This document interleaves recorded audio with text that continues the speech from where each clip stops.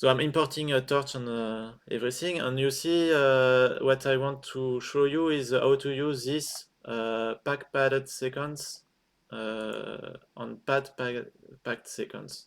So this which are in the library of torch nn utils.rnn. So what we will do is this few steps.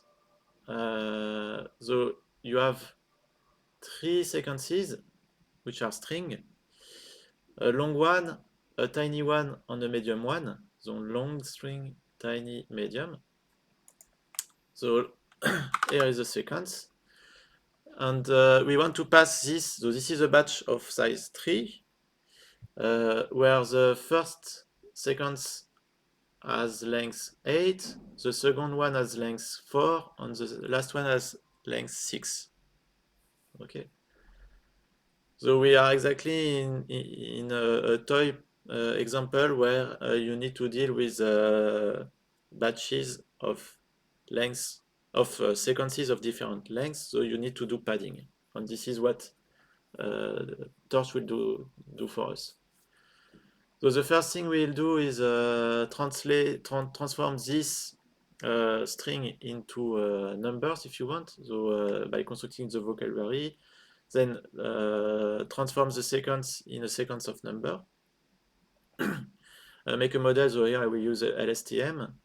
Then use padding, sort the instances. So what is important when you are doing padding with PyTorch is that you should start with the longest sequence, then the medium one, then the tiny one. So you need to invert tiny and medium. Then I will do embedding, the usual stuff when you are using a vocabulary, and forward it to the LSTM and see how to pack and unpack the sequences. So please feel free to interrupt me if something is unclear. So the first thing I'm doing here is building the vocabulary, and I'm adding a pad token, okay, which will corresponding to padding. So I don't want to put a 0 or something. Right now, I'm still dealing with characters here. So these are all the characters present in my dataset, if you want, which is only a batch of size 3 here, ordered, and with the padding. So now what I'm doing is I'm transforming my first string, long string, into a sequence of number corresponding to this vocabulary. Okay, so this is first the sixth 0, 1, 2, 3, 4, 5, 6, so the L, okay, which is the first character in the long string, then the ninth one, and so on. So I will use this to feed my network instead of the string, of course. Is that clear? So here I have still a batch of size 3. The lengths are exactly the same as before. The first sentence sequence has length 8, the second one has length 4, and the last one has length 6. Now, what I will do is I don't want to feed numbers like this in my LSTM, so I will embed them in a vector of size 4. So the embedding dimension is 4, and I need the length of my vocabulary such embedding. So this is the layer embedding that you saw in PyTorch. And now I will use the LSTM. So the input size is 4, so of course, because this is embedding dimension here. Hidden size is 5. I chose it like that. I'm putting 2 layers, and you see here, this is what I said before. I'm using batch first through. So this is, which is not the default option. So if you forget this, the code will not run. At least this one will not run because the default option for batch first is false.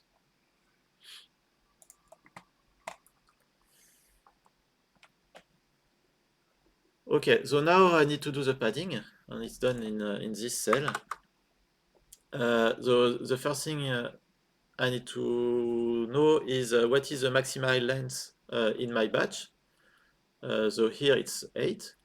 So I will do all the vector will have now a length of size 8. So this is why I'm starting with zeros. And then I will replace the first 0 by the first element of the first one and so on. Okay. So the length of my sequence are 8, 4, 6 again. And now here I did padding. So now I have still 3 vectors, each of size 8. The first one is full with the number which are exactly this one. And for the tiny one, you see that I added zeros for the padding here.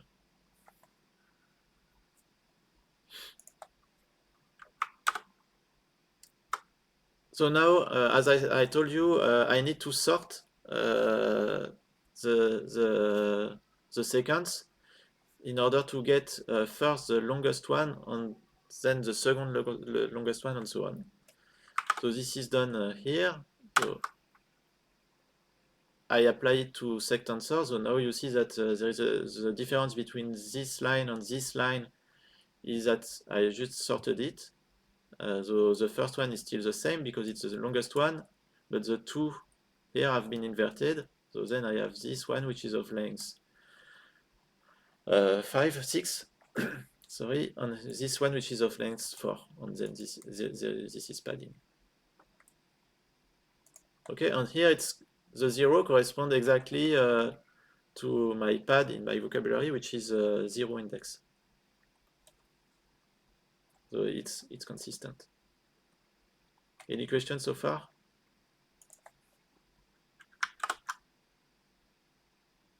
No.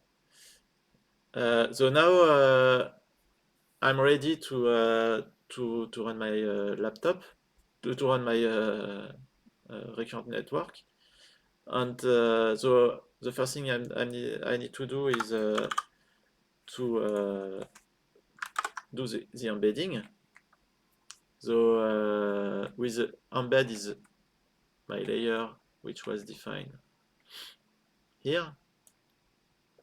First thing. So you see embedding dimension is 4. So what is the meaning of this? Well, we can have a look at.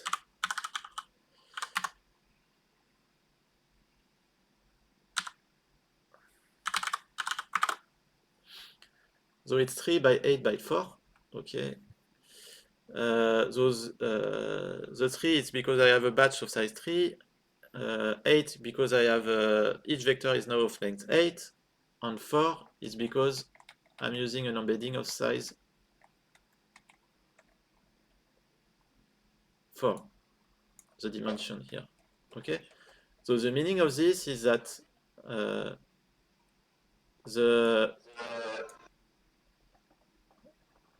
I guess, Adrien, can you cut your microphone or yeah, I don't know. No, it's okay. It's working. So this first line corresponds to the embedding of my first character in my first sentence.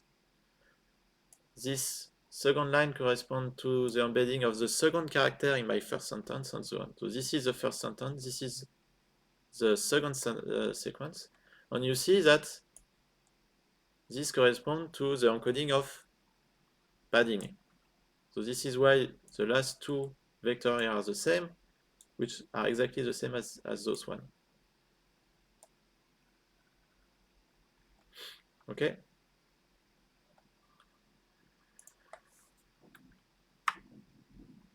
So now you see, if I'm just passing this batch to my recurrent neural network, there is no way for him to know that this is not a true embedding. It should not compute the gradient with, corresponding to this input. So this is why we are using pack-padded sequence. Here you see that I'm passing my embedding, but also the length of each sequence. Okay, and again batch first time. So now if you look at what is a visualization of this? You have, so it's written here. You have the first sequence here, which is the longest one, the medium one, which is here, and the tiny one, which is here. So this is your batch of size 3. And now if you take the first batch will correspond to this LMT character. The second batch will correspond to this OEI character, NDN, GIY, underscore U padding, SM padding, T padding padding, R padding padding. And the way the network knows that there is padding is because I'm always also giving this number which tells what the length of the number of the number of non-padding in my batch. So here it's 3, the 3 character correspond to real data, 3, 3, 3, 2 because this one is padding, 2 because this one is padding, and then 1 because these 2 are paddings. Okay, so of course, so here you understand why you need to sort them. Is that clear to everyone?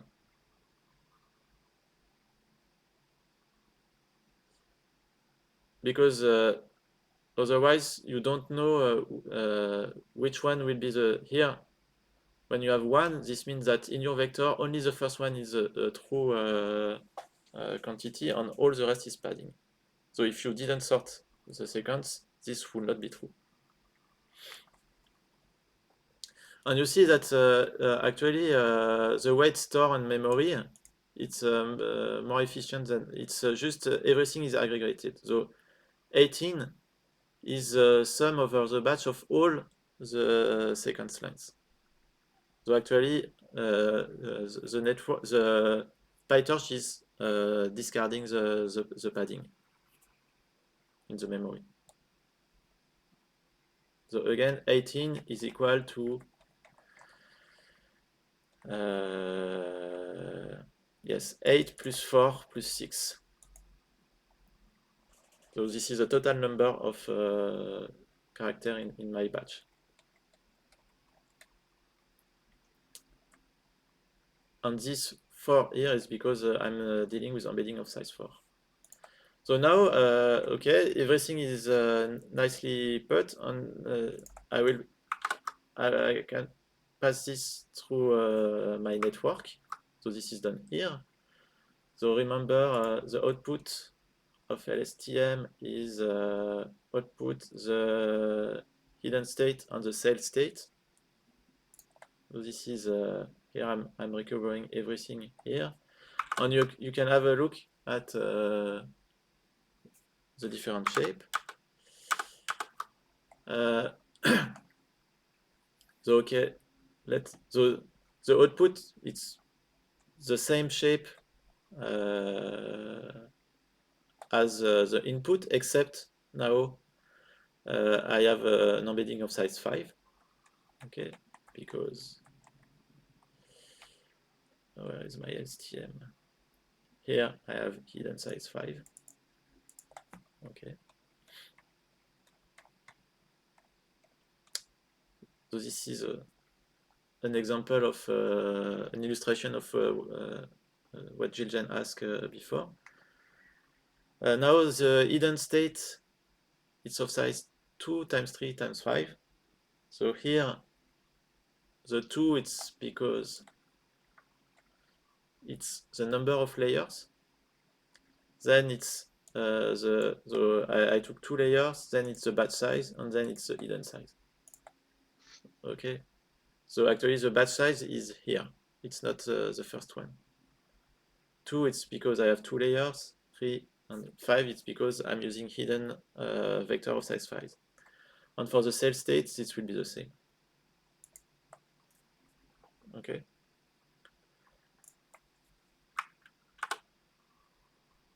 Now you can unpack everything, and here you obtain the output, and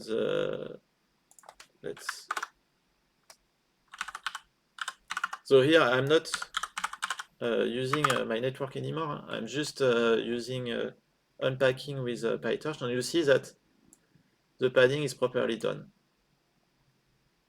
I'm recovering the zeros corresponding to the padding. So the real outputs are over there. Okay.